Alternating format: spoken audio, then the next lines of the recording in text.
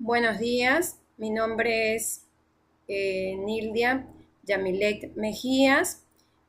Pertenezco a la Universidad Politécnica de Sinaloa, ubicada en Mazatlán.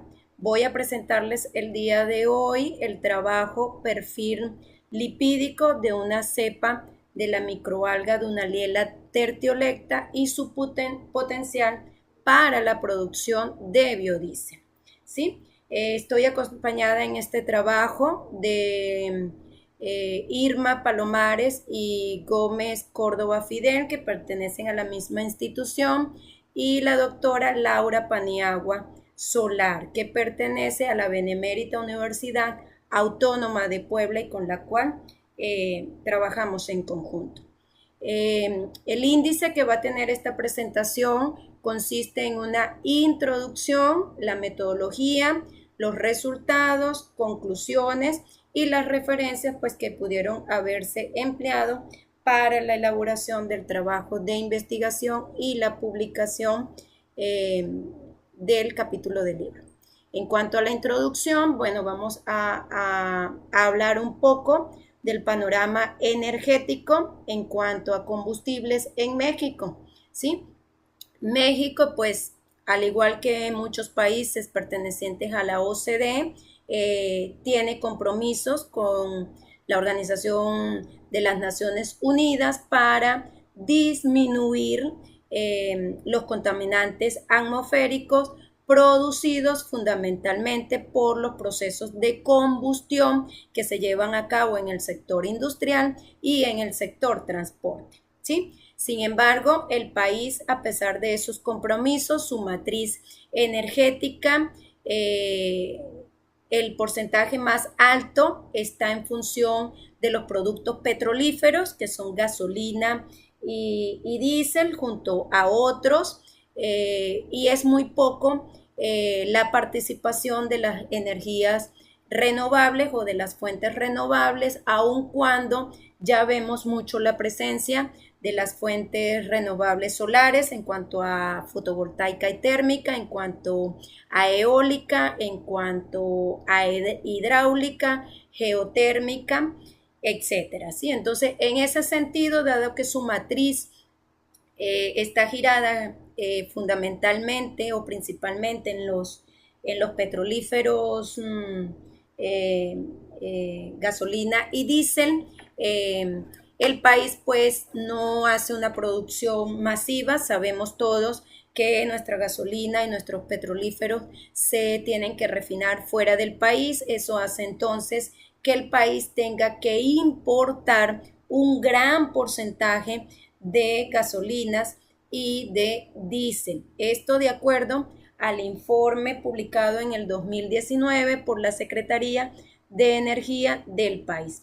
En ese sentido, cada vez es menos, y de acuerdo a ese reporte, cada vez es menor la independencia energética del país. ¿Por qué? Porque cada vez aumentamos la importación de gasolinas o de petrolíferos en el país, producto pues de la demanda energética que tenemos. En ese sentido, México en el año 2019 escaló posiciones y ahora ocupa el lugar número 12 en cuanto a importación de petrolíferos. Entonces, la idea es tratar de buscar la manera de aliviar esa matriz energética con la participación de, en nuestro caso, de combustibles, productos de biomasa, para entonces contribuir a esa disminución. Al mismo tiempo, los sectores que más consumen este tipo de petrolíferos son el sector transporte, seguido del industrial, residencial, comercial, público y finalmente la agricultura. El diésel, que es el que compete en comparativa a este trabajo, pues es usado y ampliamente consumido por el sector agrícola, por el sector transporte y por el sector industrial, de acuerdo al orden de consumo. Al mismo tiempo, este petrolífero diésel, al igual que la gasolina, y por su condición de petróleo, su naturaleza el petróleo pues contiene azufre y por su naturaleza, por más que querramos eliminarlo por procesos químicos de desulfuración, siempre va a quedar un contenido de azufre presente en los productos que obtengamos provenientes del petróleo. Entonces siempre vamos a tener contenido mínimo de un 3, un 1%. En ese sentido, pues el sulfuro combinado con el oxígeno produce dióxido de sulfuro y algunos otros compuestos químicos que generan una alta contaminación en el aire. Y esto entonces ha sido publicado por la Organización Mundial de la Salud como un problema de salud pública que está ya enfrentando muchas muertes producto de la contaminación en el aire de las localidades en las cuales pues se dan los procesos de combustión vehicular e industrial. Entonces, se han buscado estrategias, se han buscado mecanismos. Dentro de esos mecanismos, el número uno tiene que ser disminuir ese contenido de azufre presente en esos petróleos.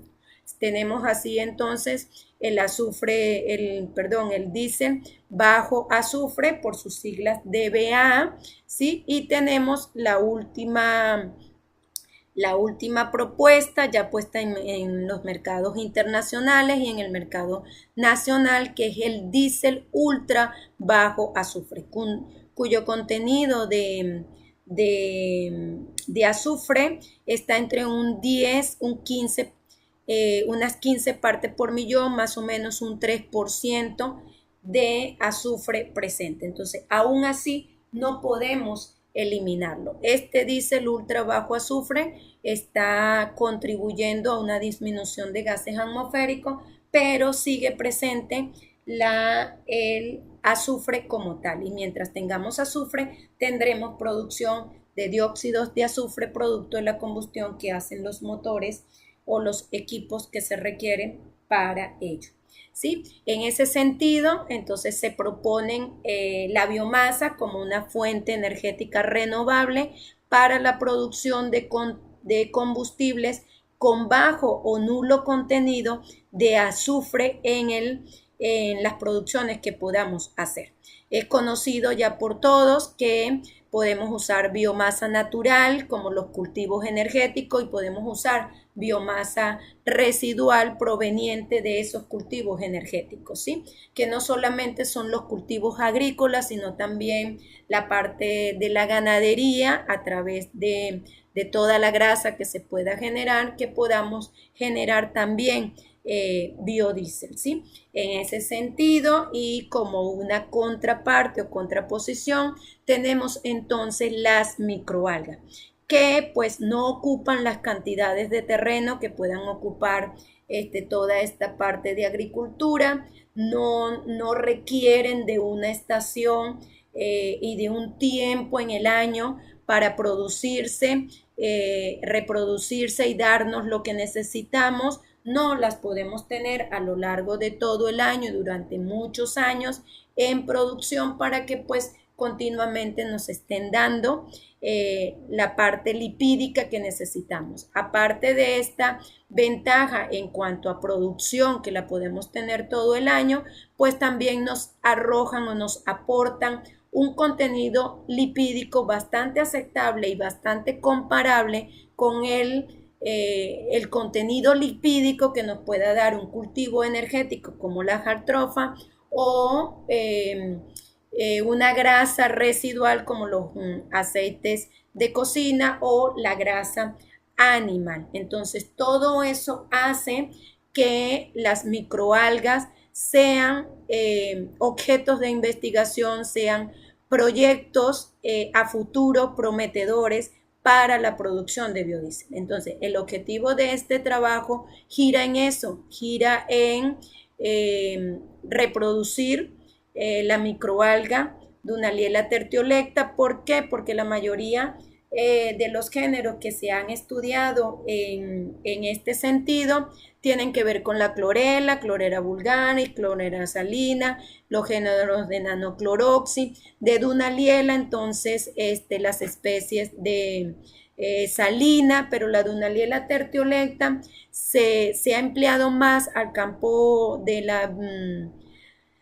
biotecnología y muy pocas referencias tenemos en cuanto a los perfiles lipídicos o perfiles de ácidos grasos y una producción de biodiesel. Entonces, el objetivo de este trabajo es obtener el perfil lipídico de esta cepa de Dunaliella tertiolecta que tenemos, donada por el acuario de Mazatlán, hacer las extracciones que corresponde y entonces ver su potencial para esa producción de biodiesel. Sabiendo que, y esto es ajustado a que cada cepa de microalga se comporta de manera diferente a otra cepa de microalgas, ¿sí? Y eso hace entonces que se tenga que adaptar a las condiciones climatológicas del lugar, a que se tenga que adaptar a las condiciones de laboratorio que se le puedan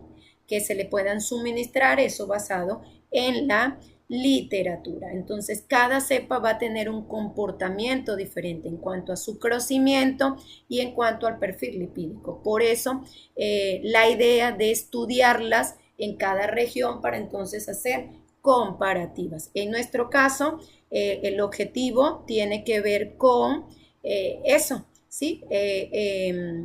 Estudiar el crecimiento de la microalga Dunaliella tertiolecta. Para eso vamos a emplear o se emplearon 2 medios de cultivo en los cuales ella puede crecer.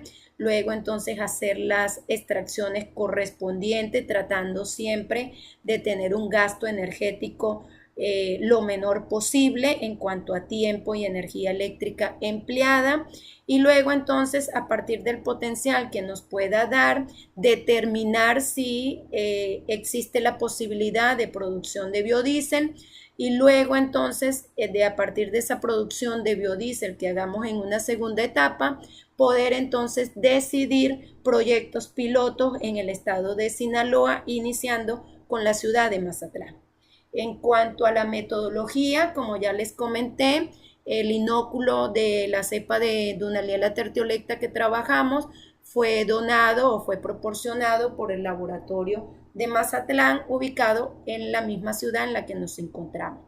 Los medios de cultivo, como ya también lo comenté, fue el medio de cultivo más clásico, que es el medio de cultivo de Guillar, y el otro medio encontrado en la literatura para crecimiento de Dunaliella tertiolecta es el medio de cultivo Schreiber, ¿sí? Ambos tienen similitud en cuanto a los macronutrientes, tienen ligeras diferencias en cuanto a los micronutrientes o elementos traza, algunos están presentes, otros no. Tiene entonces también una proporción de vitaminas que entonces en el medio Schreiber posiblemente no se encuentran todas, pero el medio de Guillar es un medio bastante completo. Lo hicimos a modo comparativo para ver cuál de los dos medios favorecía el crecimiento de la microalga, ¿sí? Luego entonces hicimos una propagación de la microalga, que consiste en hacer crecer la microalga en un tiempo destinado para ese crecimiento, empleando ecuaciones como las que vemos acá. El crecimiento o la propagación de la microalga lo hicimos a través de diluciones sucesivas. ¿Qué quiere decir eso? Iniciamos con un volumen fijo de aproximadamente 3 mililitros y con ese volumen fijo y una batería de 3 muestras, o sea, 3 réplicas, fuimos entonces haciendo diluciones sucesivas que fueron calculadas a través de esta ecuación matemática. Esa dilución sucesiva consiste en agregar un volumen fijo de medio de cultivo y cada vez darle más medio de cultivo, lo que hace pues que cada vez esté mucho más disuelto los micro y macronutrientes presentes en el sistema de crecimiento de la microalga. ¿Sí? Una vez obtenido, realizados esa propagación a través de diluciones sucesivas de la microalga, entonces hacíamos la cinética de crecimiento. La cinética de crecimiento entonces se hace cada 24 horas en cada una de las muestras que se tenga, para entonces observar la concentración final de células por mililitros que tenemos presente ese día de trabajo. El promedio de ellas tres entonces da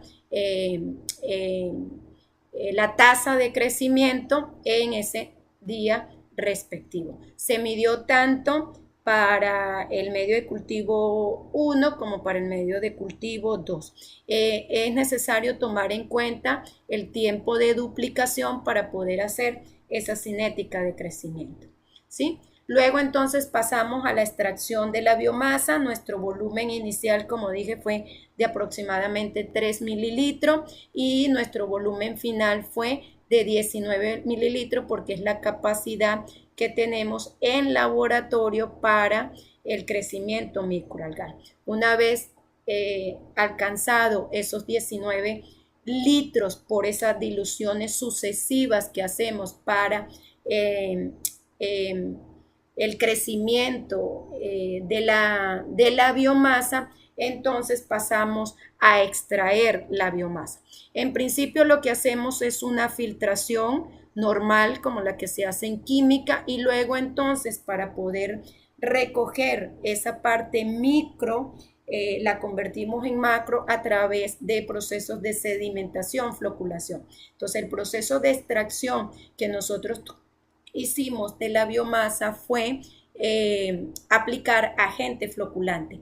Estos agentes floculantes entonces los establecimos condiciones de concentración 1 molar y en un tiempo de 24 horas.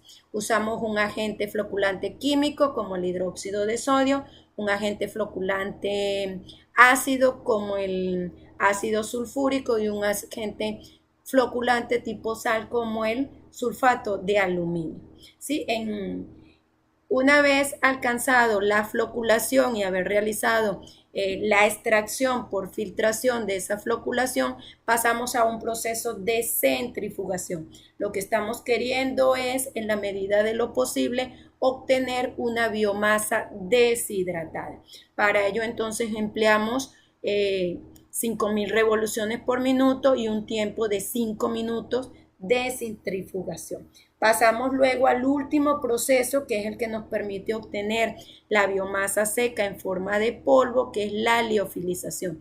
Y a través de 2 procesos, aplicando presión y temperatura, finalmente dejado a temperatura ambiente, nosotros logramos en un máximo de unas 5 horas aproximadamente todo el proceso de deshidratación de la biomasa, obteniendo un polvo característico de color verde y con olor característico a material de mar, ¿sí? Llevado a cabo entonces estos procesos de extracción de la biomasa, lo que nos queda ahora es la extracción y la caracterización de los lípidos. Intentando que nuestro gasto energético sea el menor posible, decidimos entonces aplicar sonicación como un método de extracción de lípido, que consiste simplemente en el rompimiento de la pared celular de la microalga, que es donde se depositan los lípidos. Entonces la sonicación en un tiempo de aproximadamente 15 minutos y todo el proceso máximo 1 hora entre espacios y espacios, y luego dejar a temperatura ambiente 1 hora, es un proceso bastante ventajoso si lo comparamos con un proceso de extracción Sosler, donde tenemos que hacer suficientes sifoneadas para obtener el mayor contenido lipídico que se encuentre. Entonces, como es un proceso que depende de una temperatura gradual y continua, va a hacer entonces que el número de horas sea más prolongado con respecto al rompimiento por vibración molecular que hace la sonicación. Entonces, la sonicación en nuestro caso fue asistida o fue acompañada por una metodología basada en una mezcla de solvente, que es la metodología de Blick-Dyer, usando como mezclas de solvente cloroformo metanol, buscando siempre afinidad apolar y afinidad polar para poder traernos o recuperar el mayor contenido de lípidos que podamos extraer al romper esa pared celular. Entonces, finalmente usamos Blick-Dyer para hacerlo en un tiempo, como dije hace rato, entre más o menos una hora logramos la obtención de los lípidos. Una vez obtenido los lípidos, entonces pasamos a la obtención del perfil lipídico de la microalga, usando entonces un cromatógrafo de gases proporcionado por el CIAC Culiacán, que se encuentra en el estado de Sinaloa, ¿sí? En función de eso, entonces tenemos los resultados. El primer gráfico hace mención a ese conteo celular, que es la primera parte que hay que hacer, que se conoce como cinética de crecimiento, que me da simplemente las células por mililitro en el tiempo en el cual la microalga hace sus etapas de crecimiento, ¿sí? Hasta llegar a un punto pues donde comienza a decaer, que nosotros le llamamos ya muerte de la microalga. Podemos observar entonces el medio de Guillard y el medio Schreiber. El medio de Guillard entonces es el que nos presenta una mayor tasa de crecimiento, aproximadamente 2,1 por 10 a la 6 células por mililitro en un tiempo de 18 días máximos de crecimiento. El que el medio Schreiber no haya llegado a ese punto y haya fallado al día 14 o el día 12, que ya comienza a ser constante su crecimiento, puede ser debido a que, como ya dije en la metodología, no es un medio tan completo como es el medio F/2. Entonces, la microalga o la cepa, pues le gusta todo ese contenido para entonces crecer de forma continua en el tiempo que decide hacer todas las etapas que requiere para su crecimiento. Presentamos entonces aquí la comparativa entre ambos medios, el medio de cultivo, la tasa de crecimiento y el tiempo de duplicación. Observamos entonces que la mayor tasa de crecimiento fue para ese medio y el tiempo de duplicación también es menor para el tiempo para el medio de cultivo Guillard en comparación con el otro medio. En este mundo de las microalgas, para producción de energéticos, nosotros buscamos eso: mayor tasa de crecimiento, menor tiempo de duplicación, porque eso entonces hace que se propague mucho mejor la biomasa, se propague el crecimiento microalgal y en un tiempo corto podamos entonces crecer esa microalga y haber adquirido, mediante la metodología que decidamos para propagación, haber adquirido la mayor cantidad posible de biomasa que se pueda dar en el medio que tenemos. En cuanto a la extracción por los floculantes usados, tenemos entonces aquí los floculantes bajo las condiciones de trabajo establecidas, hidróxido de sodio, ácido sulfúrico 1 molar y en un tiempo de floculación de 24 horas. En el caso del sulfato de aluminio no fue posible flóculos a una concentración de 1 molar, por lo que tuvo que bajarse y establecerse desde 0,25 mol por litro hasta 0,75 mol por litro. Y la única que reflejó floculantes o extracción de biomasa fue la de 0,25 mol por litro. Entonces vamos a hacer comparativas solamente entre el floculante químico básico y el floculante químico ácido. En este caso vemos entonces que la eficiencia de floculación fue mucho mayor para el floculante químico básico que para el floculante ácido, con un 99,8%. Es de resaltar que en la literatura consultada y publicada, el floculante de hidróxido de sodio generalmente se usa como una extracción o un método para obtener alimentos para peces y la parte marina, pero no se ha reflejado para extracción de biomasa con visión de producción de energéticos. Tenemos entonces al lado derecho la producción de ácidos grasos o el perfil de ácidos grasos que nos presenta la cepa de microalga trabajada en el laboratorio. Tenemos entonces los ácidos grasos saturados y los ácidos grasos insaturados. Tenemos entonces el ácido graso hexadecanoico, conocido como ácido palmítico, el esteárico, el láurico en cuanto a los saturados, ¿sí? Que van cadenas desde C12 hasta C18 y con un porcentaje de 45,8 más menos 0,6% presente en el contenido lipídico que se extrajo por sonicación.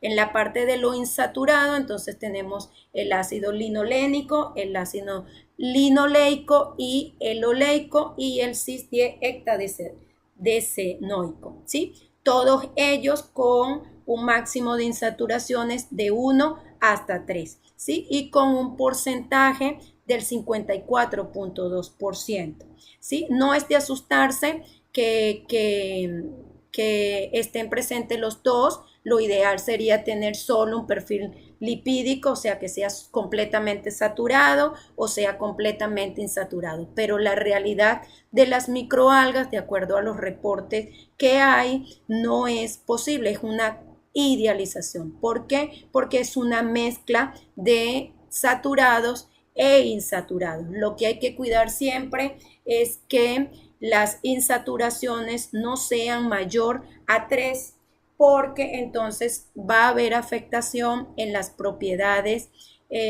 químicas que pueda presentar el biodiesel, que pueda generarse a partir de ello, ¿sí? Si vemos y nos comparamos con los cultivos energéticos y con la parte de grasas animales y el biodiesel que se ha obtenido, nuestra cepa de microalga contiene los ácidos grasos clásicos para la obtención de biodiesel. Eso entonces nos conlleva a decir que sí tiene potencial para producir este tipo de combustible, producto de que tenemos la presencia del ácido palmítico, esteárico, láurico, oleico, linolénico y linoleico, ¿sí?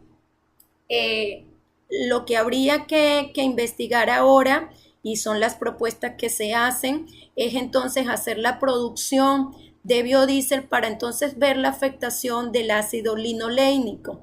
La afectación más grande en las propiedades del biodiesel la vamos a tener en cuanto a la capacidad oxidativa que tenga el combustible, ¿sí? Todo lo demás es de provecho porque el número de cetanos siempre va a ser un poquito mayor que el número de cetanos presente en el diésel fósil. La viscosidad va a ser mucho mejor que la viscosidad que presenta el diésel fósil.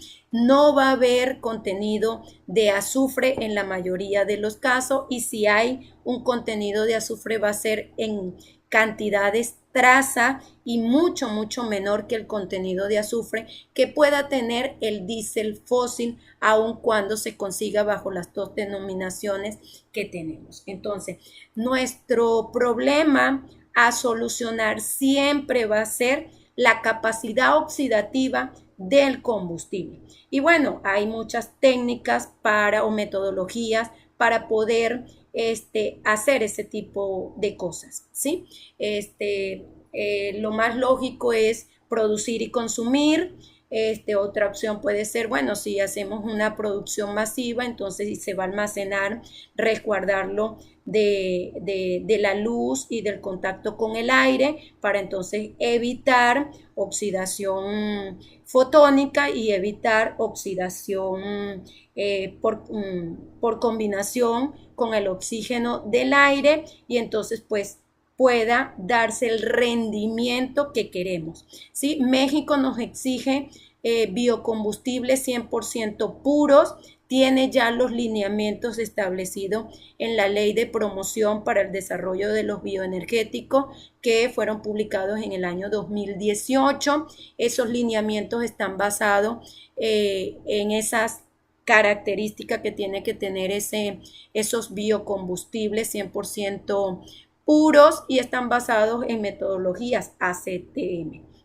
Entonces, lo que queda es hacer la producción de biodiesel, caracterizar ese biodiesel y entonces a partir de eso, pues poderlo probar. Obvio que en principio y lo más lógico es no vamos a obtener un combustible 100% puro porque lo vamos a hacer por transesterificación, ¿sí? Con los insumos clásicos, que es un alcohol y un catalizador básico, como el hidróxido de sodio por su condición de economía, ¿sí? Entonces, pero es permitido y aceptado a nivel mundial por las organizaciones que rigen esto, tener composiciones diferentes a la del 100%. Entonces podemos tener un B70 o un B50 y es perfectamente aceptado mezclarlo con el diésel fósil. Eso es en principio lo que ha movido el mundo de la bioenergía en cuanto a la producción de combustible. Entonces, el potencial lo tenemos porque tenemos suficientes ácidos grasos que ya han sido comprobados, dan muy buena condición de biodiesel para ser mezclado con diésel fósil. Ya el perfil lo tenemos, cosa que no se reporta en muchos trabajos porque pues la microalga está girada más al campo de la biotecnología. Lo que resta ahora es poder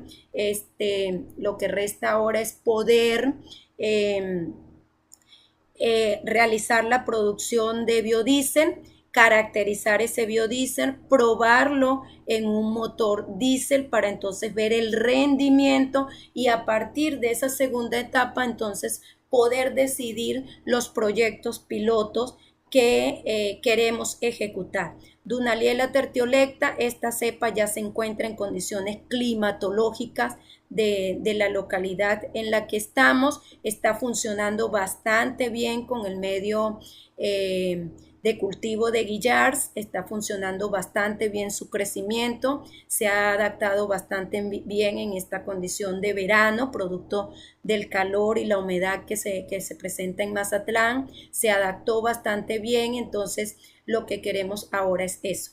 Tenemos nosotros un proyecto piloto, pero basado en otro tipo de microalga del género Nanochloroxy, ¿sí? Basado en un piloto de 80 litros con variaciones en cuanto a contenido de nutrientes y variaciones térmicas, es decir, la estamos sometiendo a un estrés térmico y la estamos sometiendo a un estrés de nutrientes, porque bueno, la literatura también ha reflejado que cuando las microalgas se someten a un estrés de nutrientes como nitrógeno, carbono y fósforo, como los macronutrientes, es capaz la microalga por su condición de resistencia a morir y seguir creciendo, es capaz de hacer una producción mejorada de lípidos. Entonces, es lo que estamos estudiando con nanocloroxi, ¿sí? Ver a través de esos estrés a los que está sometido, si su perfil lipídico mejora, su contenido de ácido graso mejora y nos puede entonces dar una producción de diésel de biomasa microalgal mucho mejor que la que podamos tener por Dunaliella, ¿sí? Dunaliella entonces se está adaptando, en las próximas etapas será producir el biodiesel, caracterizarlo para entonces también ver su rendimiento en un motor diésel, ¿sí?